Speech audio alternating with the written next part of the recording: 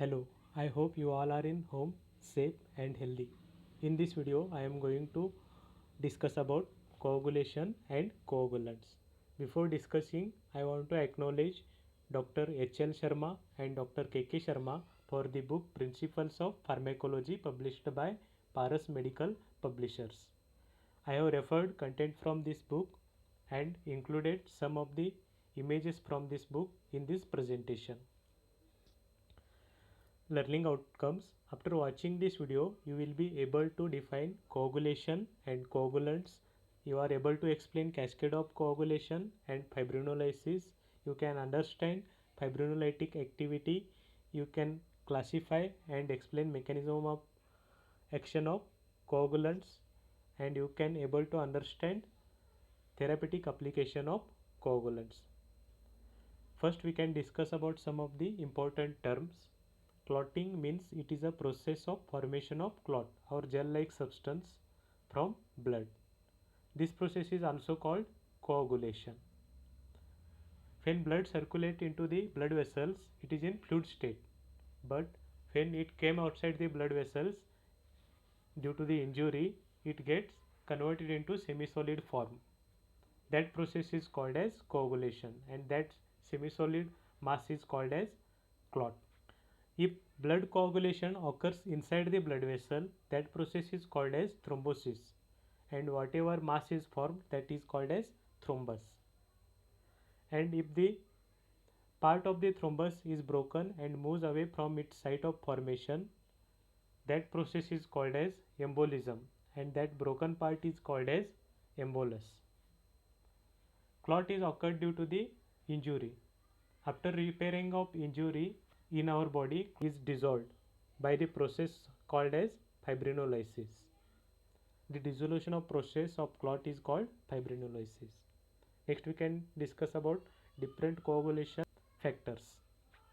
First one is factor 1 fibrinogen, factor 2 prothrombin, factor 3 tissue factor or thromboplastin, 4 calcium, 5th proacelerin, 6th factor is not yet identified, 7th proconvertin, 8th anti-hemophilic factor A, 9th Christmas factor or plasma thromboplastin component, in short PTC, 10th stored factor or thrombokinase, 11th anti-hemophilic factor C, 12th Hagemann factor, and 13th fibrinase.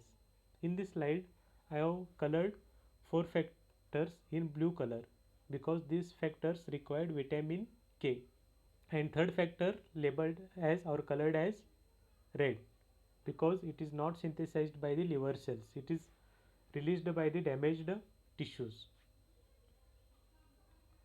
Before discussing about the coagulants, just briefly we discuss about the coagulation process or cascade of coagulation process. Coagulation process is divided into 3 stages. In first stage, there is a extrinsic pathway and intrinsic pathway. Extrinsic pathway is a rapid and occur within a seconds. When there is a injury outside the blood vessels, surrounded tissues, the tissues release tissue factor, that is a factor 3, into the blood vessels or in blood. That results activation of prothrombinase or thromboplastin by the cascade of reactions involved in the various clotting factors. And in intrinsic pathway, it is occur into the blood vessels and it is very slow compared to the extrinsic pathway and requires several minutes. In this, platelets get activated and start to liberate phospholipids, that results activation of prothrombinase or thromboplastin. Both the results of extrinsic pathway and intrinsic pathway is activation of prothrombinase. In second stage, prothrombin synthesized by liver cells in the presence of activated prothrombinase and calcium get converted into thrombin. And in third stage, fibrinogen synthesized by liver cells and released into the blood in the presence of thrombin and calcium get converted into the insoluble fibrins. And in the presence of activated factor 13, the insoluble fibrin gets stabilized and fibrils are formed that results clot. Like this clotting mechanism occurs.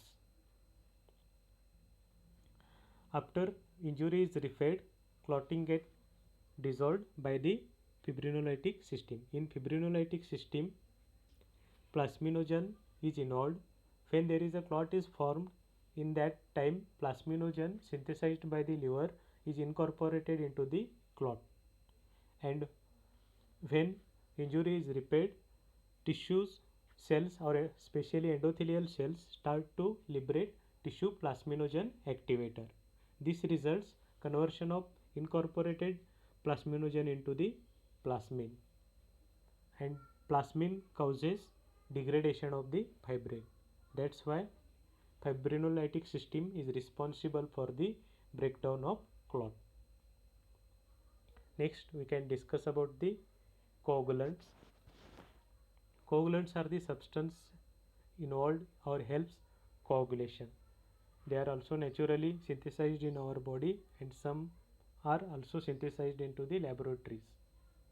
They are mainly used for the treatment of hemophilia, that is a genetic disorder. They are mainly categorized as hemophilia A and hemophilia B. Hemophilia A is occurs due to the deficiency of factor 8, and hemophilia B is occurs due to the deficiency of Christmas factor 9. Coagulants are also used to treat vitamin K deficiency, and they are also used as antidote to treat overdose of anticoagulants. Coagulants are classified as vitamin K and their analogues like vitamin K1, that is a fat soluble obtained from plants source. Examples are phytonadione or phylloquinone. Second, vitamin K2, that is derived from the bacteria cells present in the intestine. Examples are menaquinones. Third is a vitamin K3, that is synthesized into the lab. They are further categorized as two subtypes. One is fat soluble and another one is water soluble. Examples for fat soluble are menadione, acetomenaphtone, and examples for water soluble are menadione sodium bisulfite, menadione sodium diphosphate. Both these are in salt form, that's why they are soluble into the water. Next class is antifibrinolytics. Examples are aminocaproic acid, tranexamic acid, and aprotinin. And miscellaneous class includes desmopressin, human fibrinogen, antihemophilic factor, rutin, ethamsulate, etc. Before discussing about the vitamin K, just write down the answer for this question. What do you think how vitamin K helps in coagulation process? After pausing this video,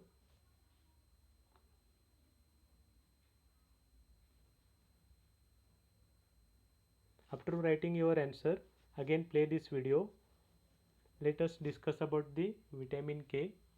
Vitamin K is not directly involved into the clotting process, but it helps synthesis of four factors such as prothrombin, proconvertin, Christmas factor, and stored factor into the liver cells. These four clotting factors synthesized by liver cells are decarboxyform. The carboxylation of these factors is required for their activation, and the carboxylase enzyme requires cofactor, that is hydroquinone KH, that is a reduced form of the vitamin K. In this process, reduced form of vitamin K is oxidized to epoxide KO, that is oxidized form of vitamin K, and factors get carboxylated.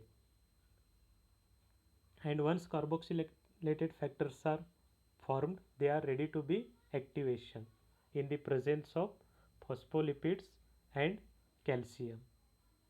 Phospholipids or calcium are released when there is a injury occurs outside in case of extrinsic pathway, and inside blood vessels in case of intrinsic pathway.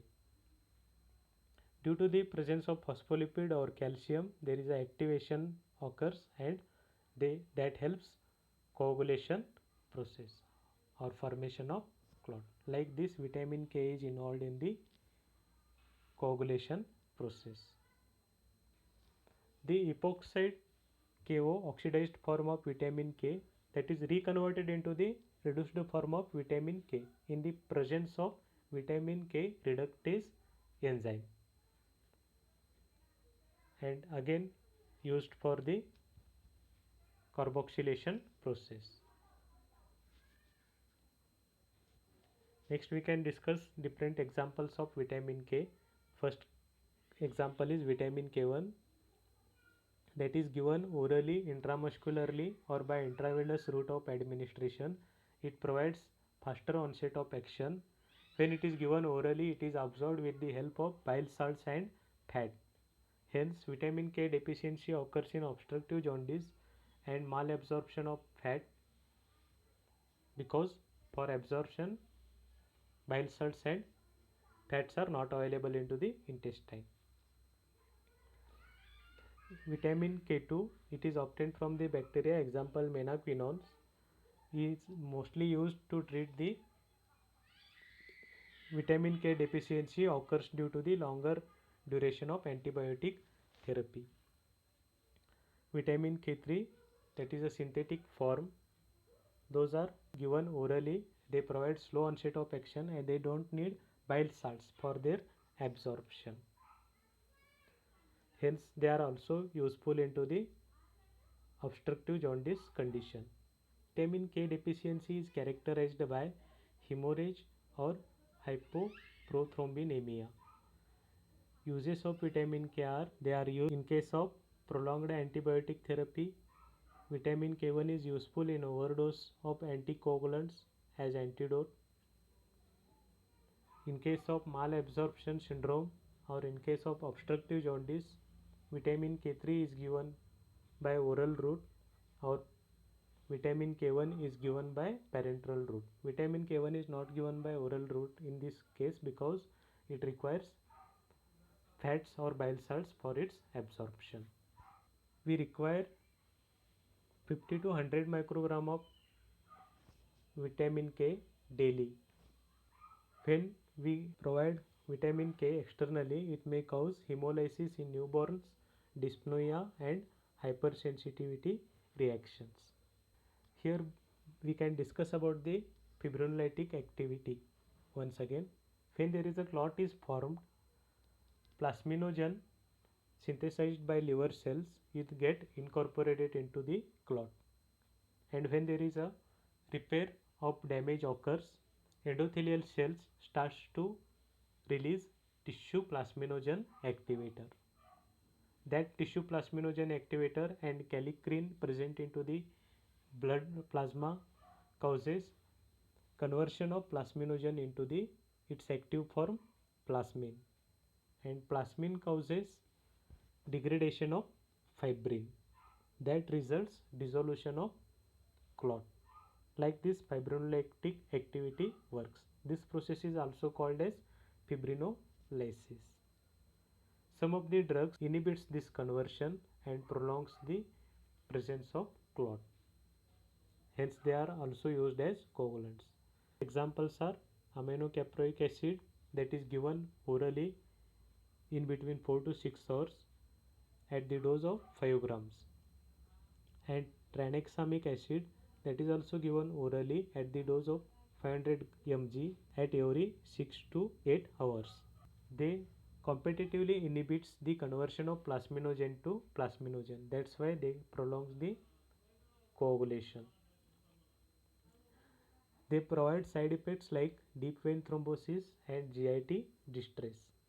Aprotoniin inhibits activation of plasmin, platelets and kallikrein. Kallikrein is also responsible for the conversion of plasminogen to plasmin. Due to the inhibition of kallikrein, there is no activation of plasmin. That also helps the coagulation process. Antifibrinolytics are mainly used to treat the hyperplasminemia due to overdose of fibrinolytics. About fibrinolytics we can discuss in next presentations. Hyperplasminemia means increase the level of plasmin into the blood, and they are also used to prevent blood loss in cardiac surgery and to treat genetic disorder hemophilia. Next, miscellaneous drugs like desmopressin is an synthetic analog of vasopressin. Vasopressin is a antidiuretic hormone. We previously discussed about the vasopressin. It is given parenterally or intranasally. It provides benefits as a coagulant, like it helps retention of factor 8 and enhances activity of von Willebrand's factor. Von Willebrand's factor is factor is synthesized in vascular endothelial cells and is also present in platelets. It has three main functions: stabilization of factor 8 to promote platelet adhesion and stabilization of platelet aggregation. The deficiency of this von Willebrand factor results von Willebrand disease, that is a autosomal dominant bleeding disorder, and it also has benefit because desmopressin does not cause or does not have any risk of transmission of hepatitis and HIV like fractions isolated from the human plasma. Ethamsilate. Ethamsilate inhibits the PGI2 synthesis and helps platelet aggregations, hence used to prevent bleeding in postmortem hemorrhage and menorrhagia and tooth extraction. Next drug, rutin. Rutin is a plant glycoside used along with vitamin C to prevent capillary bleeding. Its results are doubtful. Plasma fractions like antihemophilic factor or factor 8, which are derived from recombinant technology and also isolated from the human blood plasma, are used to treat hemophilia or von Willebrand's disease. The factor 9 available as complex factor, in that it contains factors 2, 7, 9 and 10, and pure factor 9 recombinant used to treat hemophilia B. Thank you. Happy learning. Hope you understand the coagulation process and different drugs used as a coagulants. If you cannot understand after watching this video once, you can rewind and again play to watch this video and understand the concept of coagulants. Thank you.